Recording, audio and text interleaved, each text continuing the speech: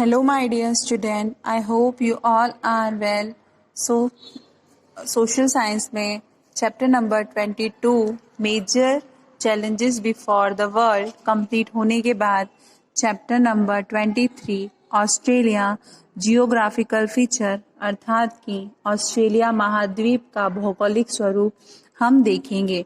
इस चैप्टर में हम ऑस्ट्रेलिया के महाद्वीप क्षेत्र, स्थिति एवं विस्तार को मानचित्र में देखेंगे और ऑस्ट्रेलिया महाद्वीप का धरातलीय स्वरूप किस प्रकार है, अर्थात कि how is the surface structure of Australia continent, how is the climate of Australia, अर्थात कि ऑस्ट्रेलिया महाद्वीप की जलवायु किस तरह की है, and what sort of vegetation and animals are found in Australia, अर्थात महाद्वीप में किस प्रकार की वनस्पति एवं जीव जंतु पाए जाते हैं।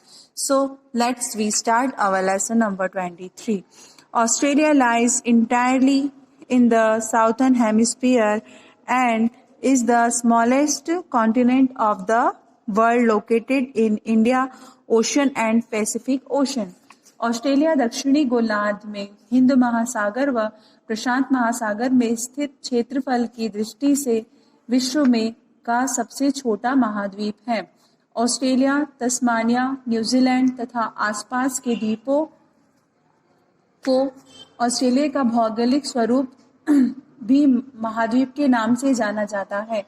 इस महाद्वीप प्रधान स्थल खंड ऑस्ट्रेलिया का अक्षांशीय विस्तार 10 डिग्री दक्षिण अक्षांश से 39 डिग्री तथा दक्षिण तथा देशांतरीय विस्तार 113 डिग्री पूर्वी देशांतर से 153 डिग्री पूर्वी देशांतर के मध्य में स्थित रेखा इसके माध्यम से होकर गुजरती है। हम इस मैप में देखते हैं ऑस्ट्रेलिया कॉन्टिनेंट, जो ऑस्ट्रेलिया कॉन्टिनेंट है वो मैप पर किस तरह दिखता है, यह उसके पूरे फीचर्स हैं। Now turn your page. Australia के पूर्व में कोरल सागर, प्रशांत महासागर तथा तस्मान सागर है। उत्तर में न्यूयॉर्क द्वीप, कार्पेंट्रिया की खाड़ी, तिमोर तथा अराफरा सागर, दक्षिण पश्चिम में हिंद महासागर, दक्षिण पूर्व में तस्मानिया द्वीप, न्यूजीलैंड तथा पूर्व में फिजी द्वीप है। ऑस्ट्रेलिया न्यूजीलैंड के पापुआ न्यू गिनी व फिजी इस महाद्वीप के मुख्य देश हैं। विश्व में ऑस्ट्रेलिया ही एकमात्र ऐसा देश है जो पूरे महाद्वीप पर फैला हुआ है, इसलिए इस द्वीप को महाद्वीप भी कहते हैं। अब हम यहाँ देखेंगे island. The land area totally surrounded by water is called island. ऐसा भूभाग जो चारों ओर से जल से घिरा हो वह आइलैंड कहलाता है। Bay, the sea area surrounded by land on 3 side is called the bay. 3 ओर से भूभाग द्वारा घिरा समुद्री भाग खाड़ी कहलाता है। सरफेस, अर्थात कि जो ऑस्ट्रेलिया की जो सरफेस है वो किस टाइप की है। The major physical surface of Australia can be divided in 4 parts, अर्थात कि ऑस्ट्रेलिया महाद्वीप के भूभाग की धरातल की बनावट को 4 भागों में बांटा गया है। फर्स्ट इज वेस्टर्न प्लेटो, अर्थात पश्चिमी पठार। The western part of Australia is vast plateau. Australia का पश्चिमी भाग एक विस्तृत पठारी क्षेत्र है जो महाद्वीप के लगभग 2/3 भाग पर उत्तर से दक्षिण तक फैला हुआ है। यह वर्षा की कमी के कारण मरुस्थल में या अर्ध मरुस्थल है। उत्तरी भाग में ग्रैंड सेंटी मरुस्थल तथा दक्षिण भाग में ग्रेट विक्टोरिया मरुस्थल है। यह क्षेत्र पुरानी चट्टानों का बना हुआ है। यहाँ अनेक खनिजों के भंडार भी हैं। Second is the central lowland, अर्थात मध्यवर्ती निम्न भूमि भाग। It between the western plateau and eastern highland lies an extensive lowland, अर्थात कि पश्चिमी पठार और पूर्वी पर्वत श्रेणियों के मध्य एक बड़ा सा मैदान है। यह मैदान उत्तर में कार्पेंट्रिया की खाड़ी से लेकर दक्षिण में ऑस्ट्रेलिया के दक्षिण तटीय तक फैला है। इस निम्न भूमि क्षेत्र में कई नदियां हैं, लेकिन उनमें से अधिकांश नदियां समुद्र तक न पहुंचकर यहाँ स्थित छोटी छोटी अंतरस्थलीय झीलों में गिरती हैं। इसी क्षेत्र में इस महाद्वीप की सबसे बड़ी आयर झील भी है, अर्थात ऑस्ट्रेलिया की सबसे बड़ी झील का नाम है आयर। इस प्रकार की मध्यवर्ती निम्न भूमि में आयर झील की चारों ओर एक बहुत बड़ा भाग अंतरस्थलीय अफवाह क्षेत्र में के रूप में जाना जाता है। तीसरा पॉइंट है ईस्टर्न माउंटेन रेंज, अर्थात की पूर्व पर्वत श्रेणियां। महाद्वीप के पूर्वी तट पर उत्तर के केपायार्क प्रायद्वीप से दक्षिण में तस्मानिया द्वीप तक तट के समांतर इन पर्वत श्रेणियों का विस्तार है। यहाँ ऊंचे ऊंचे पठारों की लंबी पट्टी है जिसे ग्रेट डिवाइडिंग रेंज भी कहा जाता है। यह पर्वत श्रेणियां दक्षिण में ज्यादा सक्रिय व ऊंची हैं। कोशियुस्को ऑस्ट्रेलिया का सबसे ऊंचा पर्वत है जिसकी लेंथ 2230 है। फोर्थ है कोस्टल प्लेन्स, अर्थात तटीय मैदान। महाद्वीप के चारों ओर महासागरीय जल है, इसलिए महाद्वीप को चारों ओर सक्रिय समुद्र तटीय मैदान पाए जाते हैं।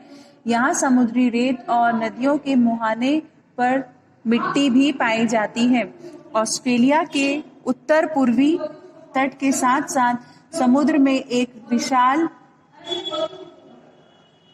चट्टानें भी पाई जाती हैं। इसे यहाँ ग्रेट बैरियर रीफ कहा जाता है। विश्व प्रसिद्ध इस प्रभाल भित्ति की लंबाई 19,020 किलोमीटर है, जो तट से 11 किलोमीटर से लगभग 100 किलोमीटर दूरी तक फैली हुई है। उत्तर तथा दक्षिण दोनों द्वीपों में एक पर्वत श्रेणी उत्तर से दक्षिण तक फैली हुई है। दक्षिण द्वीप में इस पर्वत श्रेणी को दक्षिणी आल्प्स कहते हैं।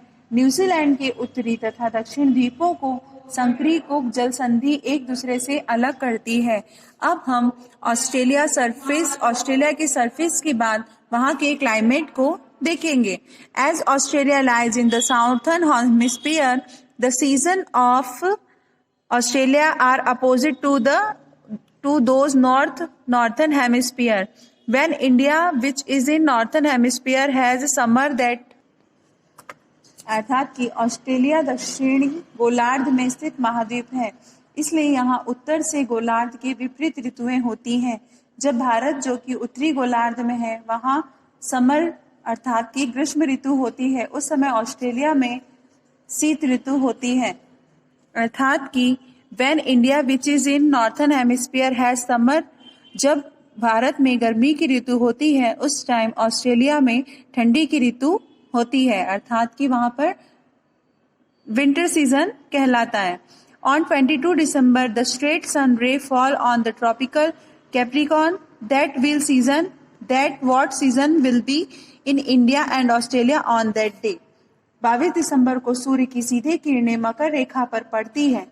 इस समय भारत और ऑस्ट्रेलिया में कौन सी ऋतु होती है? ऑस्ट्रेलिया में वर्षा मुख्यतः दक्षिण पूर्वी व्यापारिक हवाओं से होती है। ऑस्ट्रेलिया महाद्वीप की तलीय बनावट के कारण पूर्वी पर्वतीय तट पर अधिक वर्षा होती है। शेष मध्य व पश्चिमी भाग रह जाते हैं। पूर्वी श्रेणियों के अलावा पश्चिम व मध्य भाग में कोई ऊंचा पर्वत क्षेत्र में नहीं दिखाई देता जो कि वहां की हवाओं को रोक सके, जिससे वहां वर्षा अधिक होती है। इसलिए ऑस्ट्रेलिया के पश्चिमी भाग में विशाल मरुस्थल पाया जाता है। अब हम वहां के वेजिटेशन एंड वाइल्ड लाइफ को देखेंगे, अर्थात वनस्पति एवं जीव जंतु। The climate and surface structure of any area affected the vegetation. किसी क्षेत्र की जलवायु व धरातलीय स्वरूप का उस क्षेत्र की वनस्पति पर प्रभाव पड़ता है। ऑस्ट्रेलिया में वर्षा के वितरण के अनुसार वनस्पति पाई जाती है। तटीय क्षेत्रों में जहां अधिक वर्षा है वहां बड़े बड़े वृक्ष व वन पाए जाते हैं। पश्चिम एवं मध्यवर्ती शुष्क भागों में कटीली झाड़ियां पाई जाती हैं। ऑस्ट्रेलिया के उत्तरी व उत्तरी पूर्व क्षेत्रों में अधिक वर्षा व ताप के कारण उष्णकटिबंधीय वन भी मिलते हैं।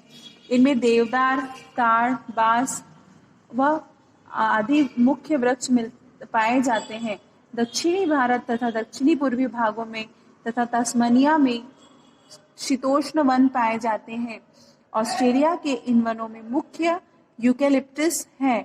यहाँ लगभग 500 से अधिक प्रजाति के यूकेलिप्टस पाए जाते हैं। यहाँ का